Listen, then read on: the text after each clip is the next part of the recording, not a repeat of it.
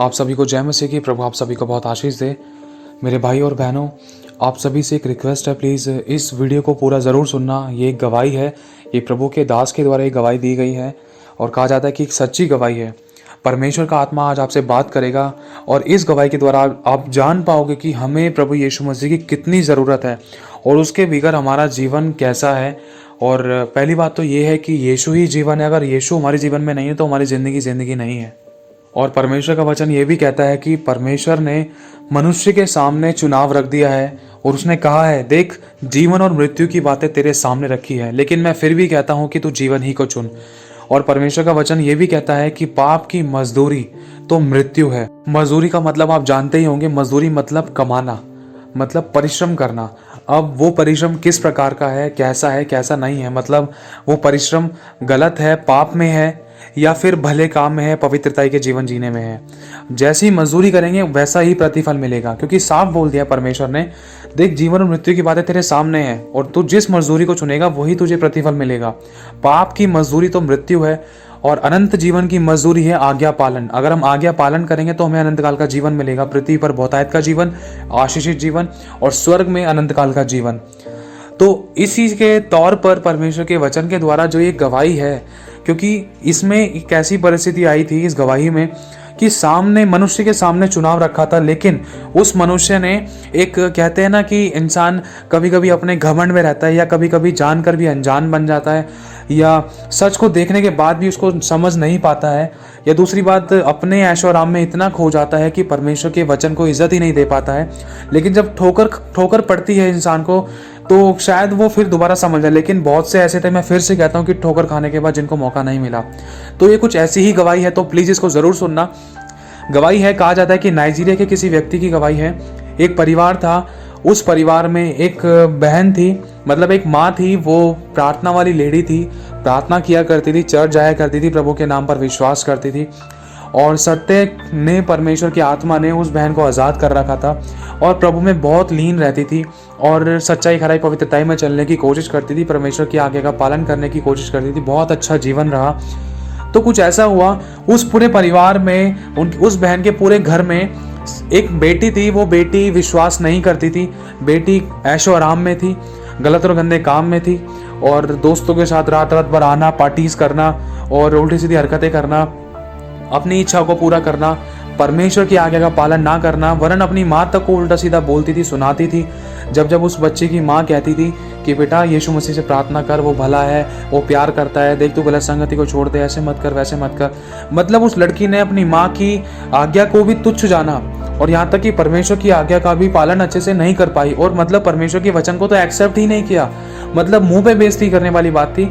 मैं किसी पर दोष नहीं लगा रहा, लेकिन एक सत्य बताना चाहता हूँ कि आज के दिन यूथ मतलब जवान लड़का लड़कियों की सोच विचार क्या है कि चलो वो वाली बात अलग है, लेकिन हुआ क्या कि वो लड़की अपने ऊपर बहुत बिलीव करती थी और अपने कामों के ऊपर और अपने यारी दोस्ती में इतना लॉलीन रहती थी कि अपने घर का ना तो कोई पता रहता था, ना तो अपनी माँ की देखरेख होती थी, ना ही किसी के बारे में सोचती थी।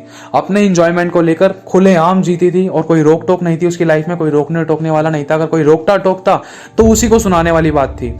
तो यही चीज़ थी। उसकी माँ ने एक बार अपनी बेटी से कहा, बेटा देख तू प्रभु के नाम पर विश्वास कर, इन सब गलत संगतों को छोड़ दे, तुझे कुछ नहीं मिलने वाला, ये तो कुछ पल की खुशी है। मतलब बहुत कुछ समझाने की कोशिश करी, बहुत आज्ञा पालन के बारे में बताई, लेकिन उस लड़की ने मतलब ऐसी ऐसी बातें बोली अपनी माँ को कि अपने यीशु को अपने पास रख, मुझे नहीं करना, तू जाती है तू जा, मेरे से मत बोल, मेरे से मत बात कर, अब मैं नहीं कर रही विश्वास, सो बातें, मतलब इनकार करना है यीशु मसीह का। बहुत सारी ऐसी बातें थी वचन का अनादर को लेकर और माता पिता की आज्ञा का पालन भी नहीं किया। तो ऐसा हुआ कि वो एक टाइम की बात है, वो लड़की रात को घर पर आई, बहुत लेट नाइट आई और मतलब अपने फ्रेंड्स के साथ एंजॉयमेंट करने के बाद वो घर पर आई, लेट आई। तो कुछ ऐसा हुआ कि उस लड़की ने अपनी माँ से कहा कि मम्मी मुझे ना सुबह उठा दियो, सुबह मुझे अपने दोस्तों के साथ जाना है, ठीक है, तो बहुत ज़रूरी है और मैं सोती ना रह जाऊँ, इसलिए मुझे उठा दियो और मैं लेट नहीं होना चाहती, ठीक है, इस बात का ध्यान रखियो। तो उसकी माँ ने कहा, नहीं बेटा देख पहले मेरी बात सुन, देख मैं तेरे को नहीं उठाऊंगी, मैं नहीं चाहती कि तू गलत संगत में जाए और मैं तुझे बिल्कुल नहीं जाने दे सकती, खासकर मैं उठाऊंगी तो बिल्कुल नहीं तेरे को।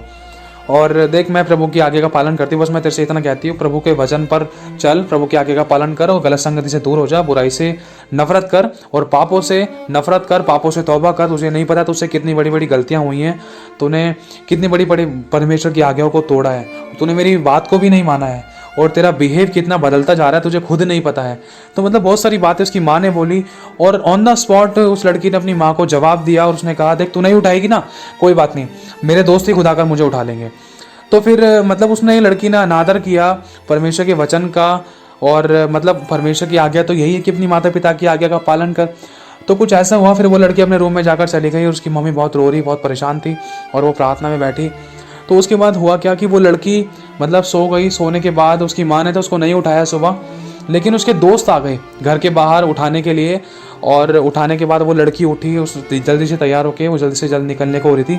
तो इतने में उसकी मम्मी ने बोला बेटा देख तू जा तो रही है ना, तो प्रभु को साथ ले जा और देख तू प्रभु यीशु मसीह से अपनी गलती पाप गुनाह अपराधों की माफ़ी मांग, क्षमा मांग प्रभु से, क्योंकि तुझे नहीं पता कि तूने कितनी बड़ी बड़ी गलतियां की हैं। प्रभु से माफ़ी मांग और प्रभु को अपने साथ में ले जा। बेटा देख अपने आप को इस बुरे रास्ते से हटा ले, प्रभु मौका दे रहा है। तो उसने कहा देख मुझे तेरे यीशु की कोई ज़रूरत नहीं है, मैं अपने यीशु को अपने पास रख, ठीक है। तो उसकी मम्मी ने कहा बेटा देख ऐसे मत बोल, ऐसे नहीं बोला जाता, वो तो तेरे भले के लिए, उसने तेरा क्या बिगाड़ा है, वो तो तेरी रक्षा और करता है, तेरी रक्षा सुरक्षा करता है, लेकिन तू उसको बोल तो दे कि यीशु मेरे साथ चल और मेरी रक्षा कर। तो उस लड़की ने बोला भाई देख गाड़ी में जगह नहीं है, गाड़ी फुल है, गाड़ी में यार दोस्त है और जगह नहीं है गाड़ी के अंदर बिल्कुल भी। तो फिर उसके बाद वो निकल गई, निकलने के बाद वो बैठी होगी गाड़ी में। फिर उसके बाद एक आंसर मिला कि मम्मी देख भाई यीशु के लिए तो जगह नहीं है गाड़ी के अंदर, यीशु से बोलते जाके डिग्गी में बैठ जाएगा पीछे। तो फिर उसके बाद उसकी मम्मी बहुत हैरान हुई कि मेरी बेटी ने ऐसा तिरस्कार किया, ऐसी बातें बोली। फिर कुछ ऐसा हुआ, फिर वो लड़की चली गई गाड़ी के अंदर बैठकर अपने यारों दोस्तों के साथ। और कुछ घंटों बाद उसकी मम्मी के पास एक कॉल आता है कि कुछ ऐसा हुआ कि आंटी ये एक पर्स मिला है हमें, इस पर्स में आपका एड्रेस है और एड्रेस ये है और इस लड़की का नाम ये है और एक लड़की की फ़ोटो है, और हम इस एड्रेस पे इसलिए आए क्योंकि जो गाड़ी में वो लोग थे ना वो मतलब सबके सब मर चुके हैं क्योंकि बहुत ख़तरनाक एक्सीडेंट हुआ है। और उसकी मम्मी बहुत रो रो के बेहाल हो गई। उसकी मम्मी ने अब चिल्ला कर अपनी छाती पीट कर, मतलब एक तरीके से बहुत दुख था उसको कि उसने कहा था कि प्रभु यीशु मसीह को साथ ले जा और पश्चाताप कर माफ़ी मांग ले। उसको इस बात का बहुत दुख हुआ कि मेरी बेटी ढिठाई करने के कारण, आज्ञा ना मानने के कारण उसके प्राण चले गए, उसके साथ साथ उसके दोस्तों के भी चले गए। और फिर क्या हुआ कि वो बहुत रोने लगी और फिर भगी उस जगह पर गई जहाँ पर वो एक्सीडेंट हुआ था। एक्सीडेंट वाली प्लेस पर देखा कि गाड़ी बिल्कुल चकनाचूर हो चुकी थी और किसी एक की भी जान मतलब बची नहीं, सबके सब मर गए थे। और हुआ क्या, इतना खतरनाक एक्सीडेंट था कि उन लोगों की बॉडी, उसके फ्रेंडों की बॉडी, उस लड़की की बॉडी गाड़ी के अंदर फंस चुकी थी, बहुत गंदी तरीके से फंस चुकी थी। कहा जाता है कि बहुत मुश्किल से उनकी बॉडी निकाली थी, बहुत खतरनाक तरीके से लहूलुहान हो रखे थे वो लोग और किसी की भी ज़िंदगी नहीं बची, ऑन द स्पॉट सबकी डेथ हो चुकी थी।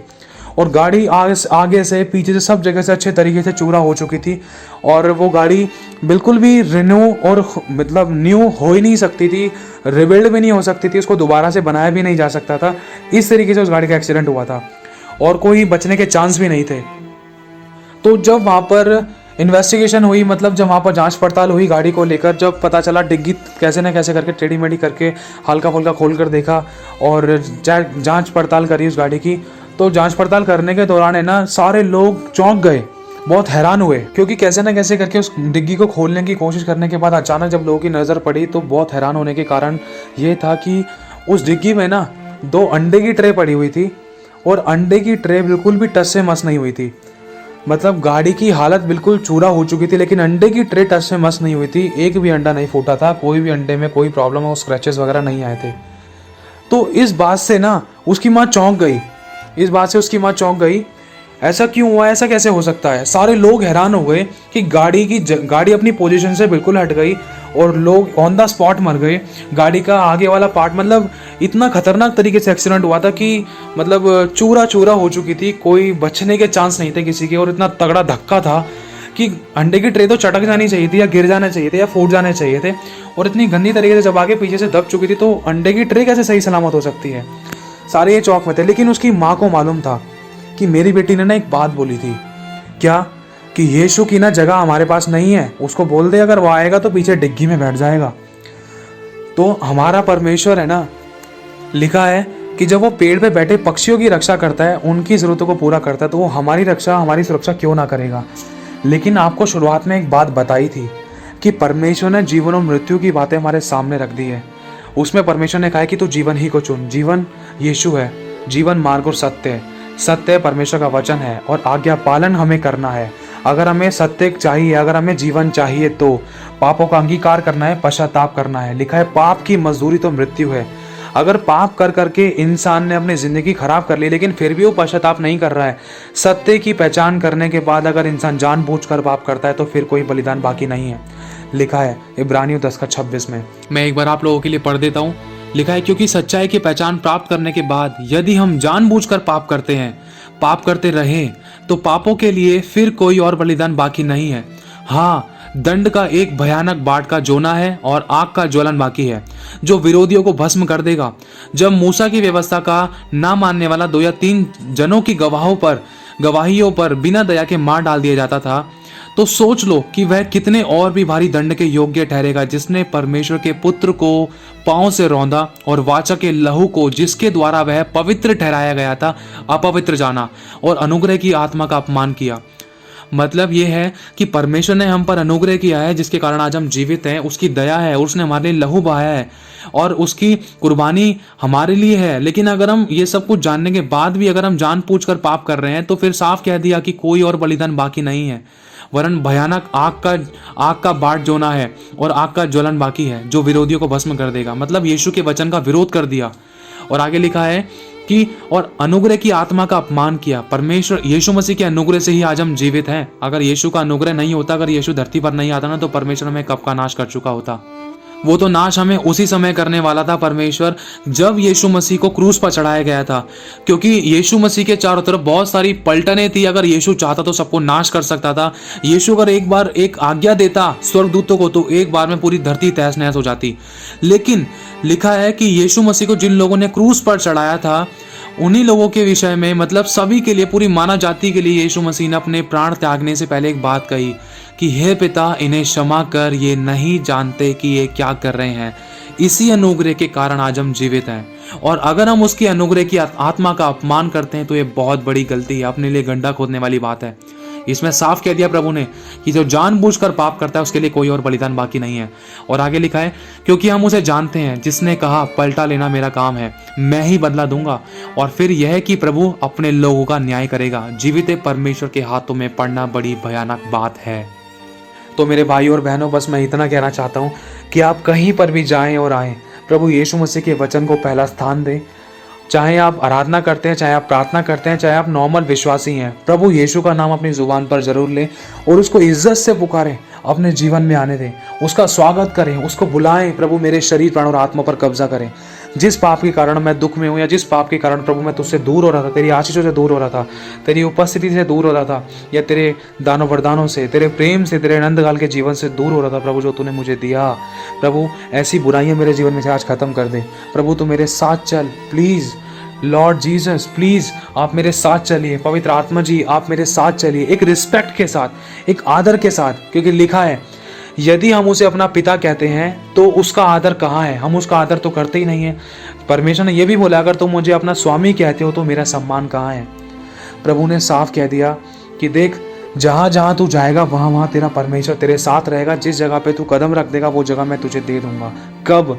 ताली एक हाथ से नहीं बजती है। परमेश्वर अपने हिस्से का काम करने के लिए तैयार है, लेकिन हमें अपने हिस्से का काम करना है। जब हम उस चमत्कार को, उस मिरेकल को, उस भरपूरी को, उस आशीष को, उस दया को और उस बड़े काम को जो परमेश्वर हमारे जीवन में करने जा रहा है, हम उसको देख पाएंगे। हमें अपनी तरीके से नहीं, वरन परमेश्वर की आत्मा के अनुसार, परमेश्वर की इच्छा के अनुसार हमें पहला कदम बढ़ाना है और उसको पहला स्थान देना है, उसके वचन को इज्जत देनी है। और इतना कहना चाहता हूँ, आप जहाँ कहीं भी जाते हैं तो प्लीज़ प्रभु को साथ रखें और हर जगह प्रभु की उपस्थिति की मदद और सहायता मांगे। प्रभु सही डिसीजन लेने में मेरी मदद और सहायता करें, सही योजना, सही चुनाव करने में मेरी मदद और सहायता करें। मैं जहाँ जा रहा हूँ, मेरे हाथ के कामों को सफल करें, मेरी रक्षा और सुरक्षा करें, मेरे आने जाने में मेरी अगुवाई करें और प्रभु मुझे हर एक महामारी, महारोगों से, शैतान की चालों से, विपत्तियों से, कमी घटी बीमारी परेशानी से आप मुझे बचा कर रखे, मेरे परिवारों को बचा कर रखे। प्रभु मैं तो आपके पास आ गया, लेकिन जो मेरे यार दोस्त हैं, मेरे घर परिवार में, उनकी भी रक्षा और सुरक्षा करना, सबकी बंद बुद्धि के लिए, सब तेरे नाम को जाने और तुझमें बने रहें। प्रभु प्रार्थना करिए अपने भाई और बहनों के लिए, ताकि कोई भी परमेश्वर के वचन को हल्के में और ठट्ठे में ना उड़ाए, कोई हल्के में ना ले, परमेश्वर का नाम व्यर्थ में ना ले, और ना ही उसका कोई मजाक उड़ाए, क्योंकि परमेश्वर भस्म करने वाली आग है, वो जल उठने वाला ईश्वर है। और मेरे भाई और बहनों, एक बात और आपको बताना चाहता हूँ कि जब कल मैं परमेश्वर की उपस्थिति में बैठा, प्रभु ने मुझे अनुग्रह दिया उसके पास हाथ और बैठने का, उसकी बातचीत सुनने का और करने का। क्या जब मैं बाइबल लेकर बैठने को पढ़ने लगा, तो प्रभु ने मुझे एक बात सिखाई कि परमेश्वर है ना, उसका वचन कहता है कि देख, तेरा शरीर मेरे पवित्र आत्मा का मंदिर है, जो इसे नाश करेगा उसको मैं नाश कर दूंगा। तो परमेश्वर ने कहा है कि हमारा शरीर है ना, उसका मंदिर है, और वो इसमें वास करना चाहता है। और उसका वचन कहता है, देख मैं तो तेरे द्वार के बाहर खड़ा हुआ खटखटाता हूँ। क्यों वो खटखटाता इसीलिए है क्योंकि एक कुर्सी पर एक ही व्यक्ति बैठ सकता है, या तो शैतान बैठ सकता है या तो परमेश्वर बैठ सकता है। शैतान को परमिशन की जरूरत नहीं पड़ती, वो बिना परमिशन के ही आ जाता है, क्योंकि लिखा है आज्ञा ना मानने वालों के जीवन में शैतान काम करता है। लेकिन प्रभु यीशु मसीह द्वार के बाहर खड़ा हुआ खटखटाता है, उसको बुलाना पड़ता है, वो इज्जत चाहता है, वो प्रेम के योग्य है, वो आदर चाहता है, सबसे पहले वो पवित्रता ही चाहता है। अगर आप बोलोगे प्रभु मैं अपने जीवन को तुझे देता हूँ, तू मेरे घर में आ, मेरे नौकरी बिजनेस में, मेरे लाइफ में, मेरे शरीर प्राण और आत्मा में आ, मेरे प्रार्थना के जीवन में आ, मेरे आराधना के जीवन में आ, तो वो ज़रूर आएगा। आपको बुलाना है, उसका आदर करना है, अपने आप को जीरो करना है। और प्रभु ने एक वचन मुझे सिखाया, वो मैं आपको बताना चाहता हूँ। वो वचन ये है कि परमेश्वर ने नातान नबी के द्वारा, नातान भविष्यवक्ता के द्वारा अपने राजा दाऊद से, अपने दास दाऊद से परमेश्वर ने कहा, एक कहला भेजा कि दाऊद मैं तुझसे एक बात बोलूं, दाऊद क्या तू मेरे भवन को बनवाएगा, क्या तू मेरा मंदिर बनवाएगा, क्या तू मेरा घर बनाएगा दाऊद? क्योंकि मैं ना, जब से मैं इजराइलियों को ना, मतलब उन इजराइलियों को मिस्र की गुलामी से जब से मैं छुड़ा कर लेकर आया हूँ ना, उस दिन से लेकर आज तक मैं तंबू में वास करता हूँ। और दाऊद तेरे पास तो घर है, क्या तू मेरे लिए घर बनवाएगा? और पता है मैं तंबू में ही आया जाया करता हूँ। लेकिन मैंने ये सारी बातें इजराइलियों से, उन सबों के विषय में, उन सब चीज़ों से ऐसे कुछ नहीं कहा, और ना ही मैंने कभी किसी से भिड़ाव किया, ना ही मैंने कभी किसी से जलन की कि तुम अपना घर इतना अच्छा बना कर रखते हो और तुमने मेरा घर तंबू में बना रखा है, मेरा पवित्र वाचा के संदूक को तंबू में रख रखा है। परमेश्वर ने किसी से ऐसा नहीं कहा। लिखा है कि परमेश्वर ने किसी से ये नहीं कहा कि तुमने मेरा स्थान तंबू में बना रखा है और तुम दूसरे घरों में रहते हो। तो परमेश्वर ने दाऊद से एक परमिशन मांगी। आज परमेश्वर आपसे पूछता है, मेरे भाई और बहनों, वो कहता है कि मेरे बेटे, मेरी बेटी, क्या तू मेरा घर बनाएगा? वो कहता है, उसका घर हमारा शरीर है, इसको हमें पवित्र बनाना होगा, जब ही वो इसके अंदर वास करेगा।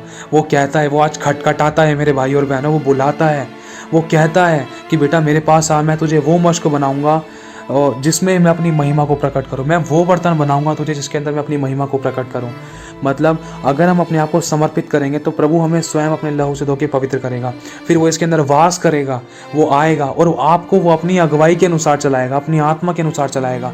फिर आपको चलने में, दौड़ने भागने में कोई रोक टोक ना होगी, आप चलोगे थकित ना होगे, दौड़ोगे श्रमित नहीं होंगे, वो उकाबोगे नहीं, आपको ऊंचा उठाकर लेकर चलेगा और आपको अपनी गोद में उठाकर लेकर चला फिरा करेगा।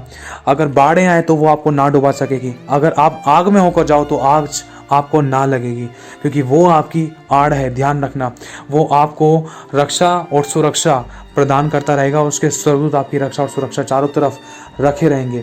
तो बस यही कहना चाहता हूँ। वो पूछता है, उसने अपने दास दाऊद से पूछा, क्या दाऊद तू मेरा घर बनाएगा?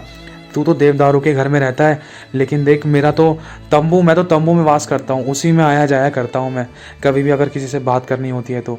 प्रभु पूछता है आज हमारी क्या औकात है। आज इतना सर्वशक्तिमान परमेश्वर जिसने कहा है कि स्वर्ग मेरा सिंहासन, पृथ्वी मेरे चरणों की चौकी है, तुम मेरे लिए कौन सा घर बनाओगे, उसने आज हमसे परमिशन मांगी है, क्या तू मेरा घर बनाएगा? वो मिट्टी के घर बनाए हुए बात नहीं कर रहा है आज के दिन, वो आज के दिन आपके और मेरे शरीर रूपी घर की बात कर रहा है, जिसमें वो वास करना चाहता है। क्यों? क्योंकि हमने इसको पाप से, बुराइयों से, अभिलाषाओं से भर रखा है। वो इसके अंदर वास करना चाहता है, वो हमें अच्छा जीवन देना चाहता है, वो हमें नरक से बचाना चाहता है, वो हमें अनंत काल का जीवन देना चाहता है। वो चाहता है कि हम सच्चाई, खराई, पवित्रताई का जीवन जिए, जैसे हम खुद बचे तो औरों को बचाने पाए। क्योंकि बहुत से ऐसे थे जिनको परमेश्वर का वचन नहीं मिला, बहुत से ऐसे थे जो आज का दिन नहीं देख पाए, लेकिन आपके ऊपर और मुझ पर परमेश्वर की महाकरुणा का फल है कि आज हम अपने लोगों को जिंदा देख पा रहे हैं और आज हम जिंदा उठे हैं। कोई रोग नहीं है, कोई बीमारी नहीं है, कोई हॉस्पिटलों के चक्कर नहीं, कोई कोर्ट केस नहीं है, कोई दुख, कोई कर्जा, कोई गरीबी, कोई घटी नहीं है। अगर है भी, अगर लगता भी है, तो उसमें भी परमेश्वर हमारे साथ खड़ा है। उसने जब इतने लंबे समय से हमें आज तक संभाल के रखा है, तो क्या वो आगे नहीं संभालेगा? बस हमें अपने आप को पवित्र करना है। वो फिर से कहता है, बेटा मैं तेरे द्वार के बाहर खड़ा हुआ खटखटाता हूँ, कहीं तू मुझे इस्तेमाल कर कर फेंक तो नहीं देगा? कहीं तू ऐसा ही तो नहीं कर रही है? तू मुझे ज़रूरत के समय पर इस्तेमाल करती है, ज़रूरत के समय पर इस्तेमाल करता है, बार बार पाप करके बार बार क्षमा मांगता है, बार बार क्षमा मांगती है। देख, मैं तुझसे फिर से कहता हूँ, पापों से तौबा कर, बुराइयों से नफरत कर, मेरा भय मान, मैं जगत के अंत तक तेरे साथ हूँ। यदि तू मुझसे प्रेम करती है, यदि तू मुझसे प्रेम करता है, तो तू मेरी आज्ञाओं को मानेगा। और मैंने तेरे लिए अपना सब कुछ दे दिया, तो क्या तू मेरे लिए इतना भी नहीं कर सकती? क्या तू मेरे लिए इतना भी नहीं कर सकता? और मैं इससे ज़्यादा मैं तेरे लिए क्या करूँ? क्या कोई और है जिसने मुझसे ज़्यादा तेरे लिए किया हो? क्या मैंने नहीं कहा कि दूध पिलाने वाली माँ बाप तुझे छोड़ देंगे, तेरे अपने तुझे छोड़ जाएंगे, लेकिन मैं तुझे कभी नहीं छोड़ूंगा। मैं तुझसे क्या मांगता हूँ? मैं तुझसे सिर्फ पवित्रता ही मांगता हूँ, जिसके द्वारा तेरा ही जीवन सुखी हो, तेरा ही जीवन आशीषित हो, तेरा ही जीवन उन्नति पाए, तेरा ही जीवन भला चंगा रहे, अच्छी सेहत में रहे। तू ही लड़ाई देंगे, मौत, एक्सीडेंट, कमी घटी, बीमारी, परेशानी से बचा रहे, सुरक्षित रहे, तू मेरे पंखों की आड़ में रहे। मैं तेरे ही भलाई के लिए कहता हूँ, क्योंकि मैं तुझसे प्यार करता हूँ। क्या तू मुझसे प्यार करता है मेरे बच्चे? क्या तू मुझसे प्यार करती है मेरी बच्ची? अगर करती है तो मैं कहता हूँ, आज मैं तेरे पास उपस्थिति के लिए मैं तेरा इंतज़ार करूँगा। आज मैं तेरे बिस्तर, तेरे बिछौने के पास मैं तेरा इंतज़ार करूँगा। क्या तू मुझसे मिलने आएगा?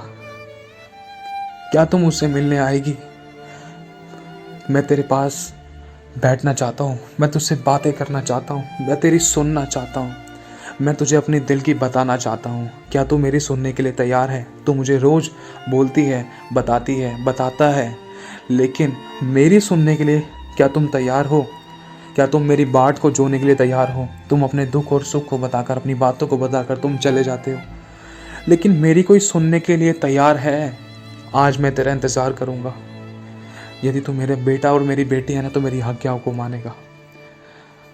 मैं तेरे साथ हूँ, मैं इंतज़ार करूँगा। मैं फिर से कहता हूँ, मैं तेरा इंतज़ार करूँगा।